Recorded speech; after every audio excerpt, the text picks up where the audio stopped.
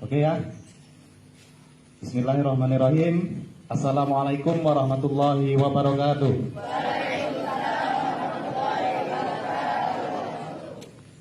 Alhamdulillahirabbil alamin wassalatu wassalamu ala asrofil anbiya'i wal mursalin wa ala alihi wa sahbihi ajmain, amma ba'du. Yang saya hormati Ibu Kepala Sekolah SMP Negeri 03 Muara 2. Kemudian yang saya hormati juga Bapak dan Ibu guru dan staf yang hadir pada hari ini, serta anak-anak sekalian yang saya cintai dan saya banggakan. Alhamdulillah, puji syukur kita panjatkan kehadirat Allah Subhanahu wa Ta'ala, yang mana pada pagi hari ini, pagi yang sejuk ini, kita masih diberikan nikmat sehat, nikmat kesempatan, sehingga pada hari ini kita masih bisa hadir di sekolah ini untuk melaksanakan upacara rutin hari Senin, upacara bendera. Kemudian sholawat teriring salam tidak lupa kita curahkan kepada junjungan kita Nabi besar Muhammad Sallallahu Alaihi Wasallam.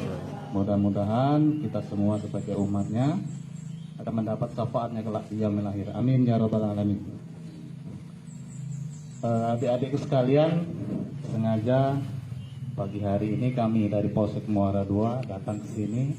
Ada beberapa hal yang ingin kami sampaikan, ya, terkait situasi saat ini. Jadi kami ingin mengedukasi sedikit tentang hukum, permasalahan tentang hukum, ya. Jadi salah satu tugas pokok polisi itu adalah penegakan hukum, ya. Penegakan hukum itu artinya memaksa orang, memaksa sekelompok orang untuk taat dan patuh terhadap undang-undang, terhadap peraturan pemerintah misalnya, ataupun peraturan di sekolah. Ada Bu, peraturan sekolah kita Bu ya. Mengapa saya katakan yang namanya penegakan hukum itu pasti ada yang tidak suka? Itu pasti.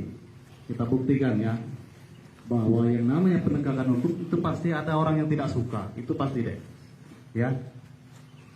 Di sekolah ini misalnya dilarang merokok. Ada yang merokok? Tidak usah dijawab. Pasti ada. Ada kan? Misalnya kemudian di sekolahnya ada peraturan dilarang berkelahi. Ada yang berkelahi? Tidak usah dijawab. Pasti ada. Nah, itulah artinya bahwa yang namanya penegakan hukum, penegakan peraturan di sekolah yang kecil ya, itu pasti ada orang yang tidak suka. Nah, orang yang melanggar itulah orang yang otomatis pasti tidak suka dengan aturan itu. Ya, dilarang berkelahi. Tidak usah dijawab deh, tidak usah anak sekalian. Pasti ada. Ya, jadi ibu, bapak sekalian, kalau misalnya ada anak-anak kita yang berkelahi, kalau kira-kira bisa diselesaikan di sini, silahkan ibu. Kalau sekiranya tidak bisa, silakan hubungi kami. Insya Allah kami siap datang ke sini. Ya. Kemudian yang kedua, itu yang pertama. Kemudian yang kedua, berkaitan dengan berkelahi ini biasanya identik dengan bawa sajam. Ya. Dalam Undang-Undang Darurat Nomor 12 Tahun 1951 dijelaskan di situ. Barang siapa membawa, menyimpan, menguasai senjata tajam, ancamannya tahu nggak adik-adik sekalian? 10 tahun. Ya, tidak usah lah 10 tahun lah kira-kira. Setahun baik, 2 tahun baik. Selesai deh. Pendidikan adik-adik sekalian selesai.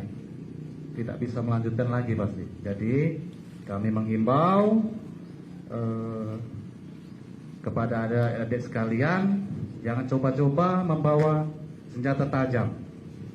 Yang namanya senjata tajam ini dia harus bukan profesi mas saya, bukan profesinya. Misalnya adik-adik nak ke pasar bawa pisau, bukan profesinya berarti kan.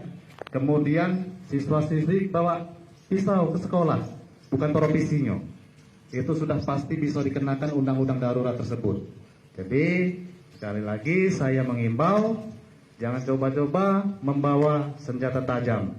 Kalaupun ada siswa-siswi, Bu, Bapak, kalau ada anak siswanya, silahkan hubungi kami. Insya Allah kami siap datang ke sini. Ya, itu yang kedua. Kemudian yang ketiga, masalah narkoba. Sebenarnya masalah narkoba ini saya ini agak malu sebenarnya, karena beberapa minggu terakhir ini, ya Bu ya, ada yang sempat viral, ditangkap, apalagi kita, ya. Kemudian yang keempat, dalam janji siswa tadi, saya agak ini mendengar sebentar. Coba deh baca poin nomor 6.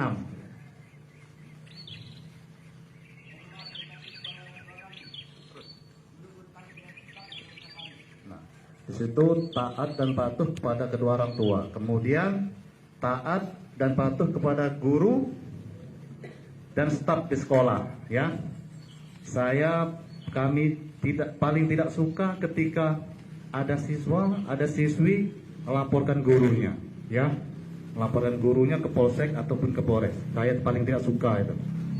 Kena cubit sedikit ngadu, kena jewer sedikit ngadu. Saya paling tidak suka itu. Kemarin beberapa bulan yang lalu ada yang sempat lapor di situ. Kebetulan pas saya yang piket, jadi saya tolak itu, ya. Tidak ada yang laporkan gurunya, ya. Jadi kemarin ada, Bu, di pasar itu, Bu. Kena cubit dikit melapor. Jangan lapor, ya. Diselesaikan masalahnya, ya. Oke. Kemudian yang sempat trending topik juga masalah penculikan anak. Nah, masalah penculikan anak ini, yang dikatakan anak itu kalau dihukum Kepolisian Negara Republik Indonesia itu 18 tahun ke bawah, itu masih dikatakan kategori anak-anak. Jadi kalau dia 18 tahun plus 1 hari sudah dewasa dia. Jadi kalau 18 tahun ke bawah masih anak-anak. Jadi otomatis kalau siswa-siswi SMP ini pasti di bawah 18 tahun, ya. Ada yang di atas 18 tahun? Tidak ada pasti, kan, ya. Oleh karena itu terkait penculikan anak, itu hanya isu baik, isu baik yang beredar di medsos segala macam, itu hanya isu saja. Tapi kita sebagai guru ataupun saya juga sebagai orang tua tentunya waspada, ya, cemas, kira-kira cemas lah dengan kabar-kabar yang seperti itu. Oleh karena itu kita sebagai guru, sebagai orang tua tetap hati-hati dan waspada. Kemudian untuk adik-adik juga tetap hati-hati dengan orang-orang yang tidak kenal di luar sana, ya. Kemudian terakhir ada sedikit motivasi untuk adik-adik. Siapa yang orang tuanya bekerja sebagai petani? Angkat tangan. Tidak cukup. Jadi artinya bahwa kita mayoritas orang tua kita adalah seorang petani ataupun pekebun, ya. Sama, Dek.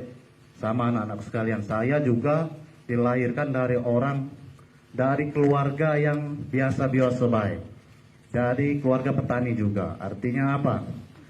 Kita walaupun keluarga dari petani, kita harus bisa. Kita harus menunjukkan bahwa kita tuh bisa. Saya dulu juga sekolah di SMA-nya itu di swasta saya. Tapi saya punya prestasi dulu. Saya hobi olahraga dulu.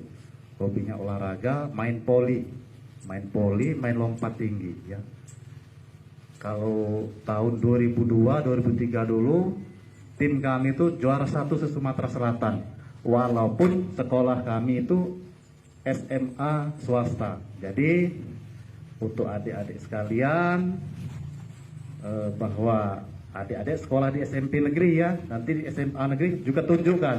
Dari swasta saja bisa, apalagi dari SMA negeri misalnya. Harus bisa, harus lebih dari itu kira-kira, ya. Capai. Amin ya robbal alamin. Kemudian saya tekankan lagi terkait masalah sajam tadi. Berkelahi sajam, jangan sampai terulang lagi. Karena saya sudah mendengar di luar sana, SMP 3 banyak yang ribut. Pokoknya Bapak Ibu sekalian, kalau misalnya ada hal-hal yang kira-kira perlu kehadiran kami siap, Ibu, ya. Jadi itu Pak, ya, adik sekalian. Itulah yang bisa kami sampaikan. Mohon maaf atas segala kekurangan. Kepada Allah saya mohon ampun. Saya akhiri, wabillahi taufik wal hidayah. Wassalamualaikum warahmatullahi wabarakatuh.